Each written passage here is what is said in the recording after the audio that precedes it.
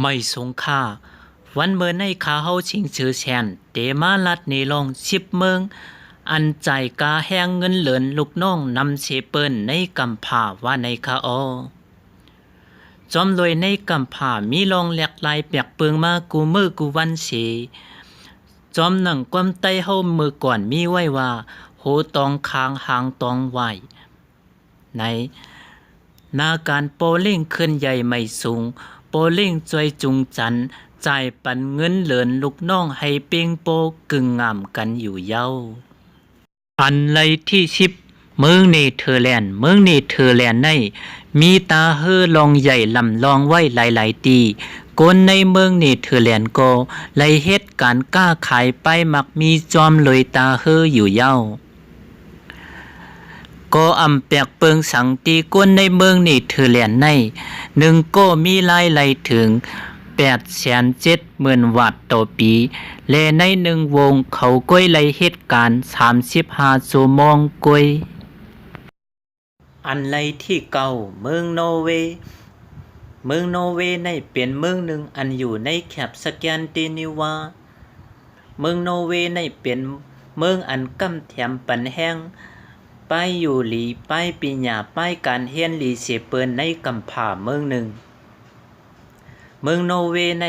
เป็นเมืองอันเตรียมทนลอยโคของสภาวะพิงตื้นเนลินในน้ำอำวาน้ำมันโครงการไฟฟ้าและตั้งกินปังหลายเจียมเจอในเฮ็ดให้คนในเมืองในมีรายไหลถึง1ก็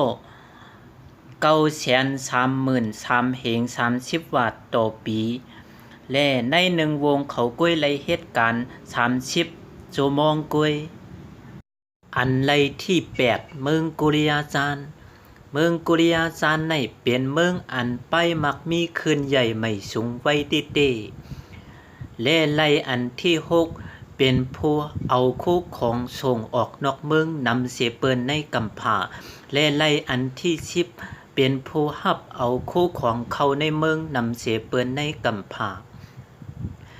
เฮ็ดให้คนในเมืองนั้นหนึ่งก็มีรายไหลถึง1,62,000 เฮง1 ปัก 80 วัตต์ต่อปีและในหนึ่งวงเขาก้วยไล่เหตุการณ์45 ชั่วโมงก้วยอันไรที่7เมืองแคนาดาในเป็นเมืองอันมีตั้งน้ำมันนำเสเปินไรอันที่2ในกำผาอันไรที่1เป็นเมืองซาอุดิอาระเบียนอกเหนือเลยนั่นเป็นเมืองอันมีชายทางแฮทาดลำลองแทงหลายๆเปิงเสียก่อนเฮ็ดให้คนในเมืองนั้นมีรายไหลถึง1ก็1,260,000 วัตต์ต่อปีก้วยกาเขาฮักกาขอน23%กาขอนเขานั่นก็ขึ้นเอากว่าปกป้องกำแถมปันป้ายอยู่หลีป้ายปีญาและป้ายการเห็นเมืองเขาก้วยและในหนึ่งวงเขาก้วยไล่เหตุการณ์32 ชั่วโมงก้วย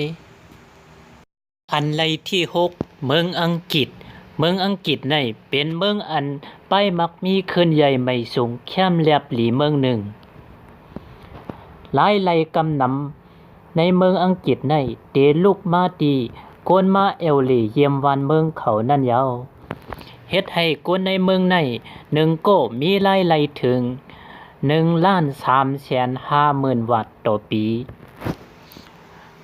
ก้วยกาเขาฮักกาขอน25%กาขอนเขานั่นก็เขาขึ้นเอากับปกป้องกำแถมปันป้ายอยู่หลีป้ายปีญาและป้ายการเห็นเมืองเขานั่นยาวและในหนึ่งวงเขาก้วยไล่เหตุการณ์42 ชั่วโมงก้วยอันไรที่5เมืองออสเตรเ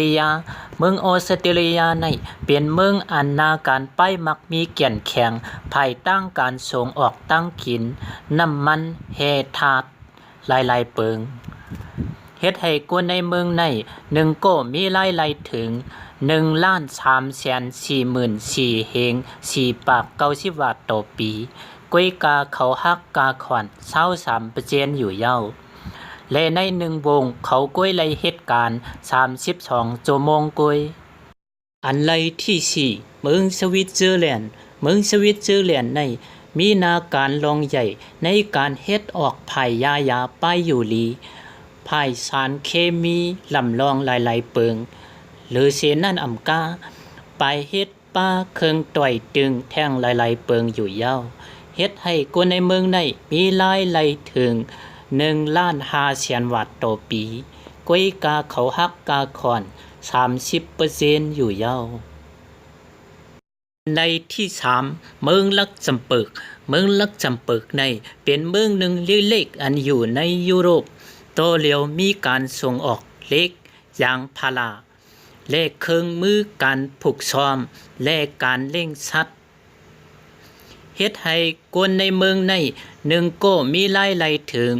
1,590,000 วัตต์ต่อปีก้วยกาเขาฮักกาคอน 28% อยู่ยาวอันไลที่2เมืองไอร์แลนด์เมืองไอร์แลนด์ในเป็นศูนย์โฮมไผ่ป้ายผูกซ้อมและป้ายเล่งสัตว์ของจึงเมืองสหรัฐอาณาจักรเฮ็ดให้คนในเมืองในมีรายได้ถึง 1,530,000 วัตต์ต่อปีรายได้คนในเมืองในไล่เอเสเมืองลักเซมเบิร์กก้วยกาว่าคนในเมืองไอร์แลนด์ไล่ถูกฮักกาคอน 18.9% ก้วยเอเสเมืองลักเซมเบิร์กอยู่ยาวอันไล่ที่1เป็นจึงเมืองโฮมตุมอเมริกาเป็นเมืองอันมีอำนาจยิ่งใหญ่เลยเสเปิ้นในกัมพาเป็นเมืองอันมีโคครองสภาวะพิงตื่นเนอลินในน้ำตั้งหลายเป็นเมืองอันรับโคครองเข้าในเมืองนำเสเปิ้นในกัมพาและเป็นเมืองอันส่งโคครองออกนอกเมืองไล่อันที่2ในกัมพาเฮ็ดให้